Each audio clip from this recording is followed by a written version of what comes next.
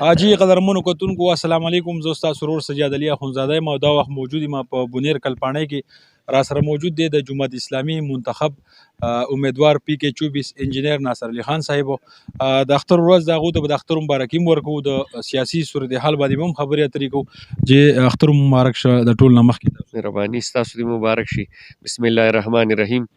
زه خو په دې موقع باندې ټول چې څومره مسلمانان دي، پاکستانیان دي، خصوصا اورسیز پاکستانیان، زمونږ هغه مسافرونه چې په مسافرو کې دي، هغوی ټولو ته ستاسو د میډیا په وساطت د وړوکي اختر ډېر مبارکباد پیش کوم او ستاسو شکریه ادا کوم. مهرباني.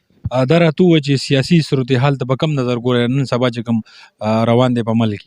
نن سبا خو چې د ملک کوم سیاسي اړې ګړې دی او کوم ملک تباهۍ او بربادۍ طرف ته روان دی، که هغه پی ټي آی ده او که هغه پی ډي ایم دی، هغوی په ذاتي انا کې په ضد کې ملک تباهۍ او بربادۍ ته روان کړی دی.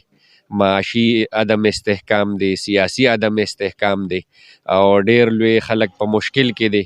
بل طرف ته عوام په سخته کې دي، ګراني ده، مهنګایي ده، بدحال دی، بېروزګاري ده. نو په دې لحاظ سره خو یو ډېر عدم استحکام طرف ته حالات روان دي. نو مونږ امید ساتو سراج الحق صاحب د جماعت اسلامي پاکستان مشر د دې حالاتو په صحیح کولو کې لږ نارمل حالاتو ته په رایستو کې یو قدم بنیادي اوچت کړی دی.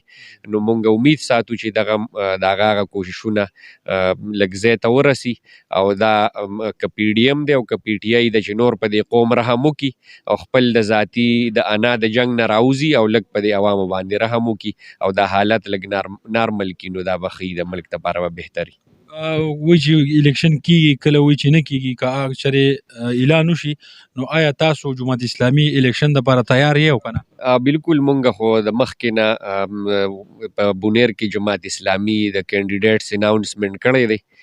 باقاعده مونږ په کمپین کې یو.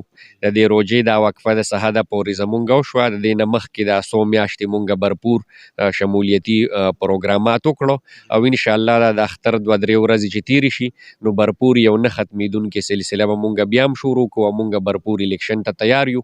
او په دې حوالې سره زمونږ د حکومت نه هم دا مطالبه ده چې الیکشن دی په یو تاریخ باندې ټول الیکشن وشي، که هغه قومي اسمبلي ده، که هغه صوبایي اسمبلی څومرې دي، نو مونږ وایو چې دا دی په یو تاریخ وشي. او چې کوم حکومتونه په دې وخت کې دي نو چې هغه دې ختم کړي شي او نگران سیټ اپ ته جوړ شي او الیکشن طرف ته د فضا جوړه شي چې په ټول یو قامي الیکشن ټول شي چې بیا د دې ریهرسل نه او د دې مشکلاتو نه خلک وځي چې په یو ځای د الیکشن وشي. موږ برپور تیار یو انشاءالله. اخره کې به د بونیر او پی کې 24 عوام ته څه پیغام لري؟